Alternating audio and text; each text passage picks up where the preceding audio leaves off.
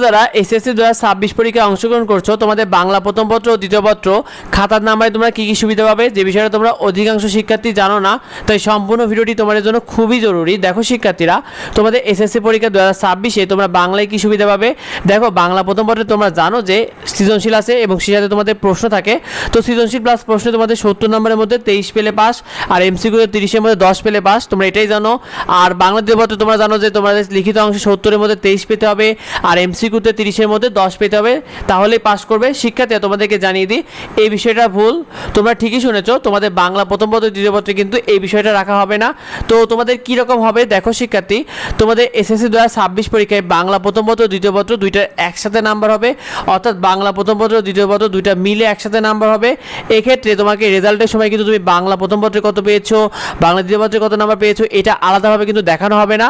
তোমাকে দুইটা পত্র, অর্থাৎ বাংলা প্রথম পত্র দ্বিতীয় পত্র দুইটা মিলে তোমাকে কিন্তু বাংলা থাকবে লেখা, এবং বাংলাতে তুমি কত নাম্বার পেয়েছো এইভাবে আসলে তোমাদের উল্লেখ করা হবে। শিক্ষার্থী, এই ক্ষেত্রে জেনে নাও, তোমাদের বাংলা প্রথম পত্র দ্বিতীয় পত্রের ক্ষেত্রে মোট 5 নাম্বার, অর্থাৎ মোট নাম্বার এবং 5 নাম্বার হিসাবে লিখিত অংশে তোমাদের 70 রয়েছে ফার্স্ট পেপারে, এবং সেকেন্ড পেপারে লিখিত অংশে 70 নাম্বার রয়েছে। মোট 140 নাম্বারের মধ্যে তোমাকে 46 পেতে হবে, পাস করতে হবে। অর্থাৎ প্রথম পত্র দ্বিতীয় পত্র দুইটা মিলে তুমি যদি লিখিত অংশে 46 পাও তাহলে তুমি পাস করে যাবে। এবং এমসিকিউ অংশে তোমাদের কিন্তু 30 প্লাস 30 রয়েছে, অর্থাৎ 60 নাম্বার রয়েছে। প্রথম পত্রে 30, দ্বিতীয় পত্রে 30, দুইটা মিলে 60-এর মধ্যে তুমি যদি 20 নাম্বার পাও এমসিকিউতে তাহলে পাস করে যাবে, প্রথম পত্র দ্বিতীয় পত্র দুইটা মিলে। শিক্ষার্থীরা, এখানে তোমাকে আলাদাভাবে কিন্তু পাস করা লাগছে না। আর গ্রেডের ক্ষেত্রে তোমরা জেনে নাও, 100, 100, 200 নাম্বার রয়েছে তোমাদের বাংলা প্রথম পত্র দ্বিতীয় পত্র মিলে।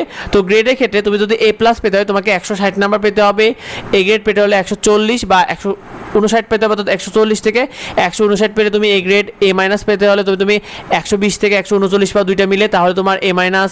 বি গ্রেড 100 থেকে 119 হলে, এবং সি গ্রেড 80 থেকে 99 হলে সি গ্রেড, আর 66 পর থেকে 79 পর্যন্ত কিন্তু ডি গ্রেড। শিক্ষার্থীরা, তো তোমাদেরকে জানিয়ে দিই, উদাহরণস্বরূপ হিসেবে মনে করো যে বাংলায় প্রথম পদে তুমি 74 পেলে আর দ্বিতীয় পদে তুমি 87 পেলে, এক্ষেত্রে তোমার দুইটা মিলে দাঁড়াবে 74 প্লাস 87, অর্থাৎ 161 নাম্বার।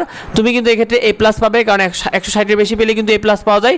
শিক্ষার্থীরা, এই বিষয়টা অধিকাংশরাই জানে না, তাই ভিডিওটা বেশি বেশি তোমার বন্ধুদের মধ্যে শেয়ার করে দাও, যাতে অন্যরা জানতে পারে তোমাদের বাংলা পরীক্ষা কার কেমন হয়েছে। কমেন্টে আমাদেরকে জানিও, এবং নিয়মিত ফ্রি সাজেশন এবং নিয়মিত আপডেটগুলো পেতে আমাদের এডুবঙ্গ ইউটিউব চ্যানেলকে সাবস্ক্রাইব করে রেখো।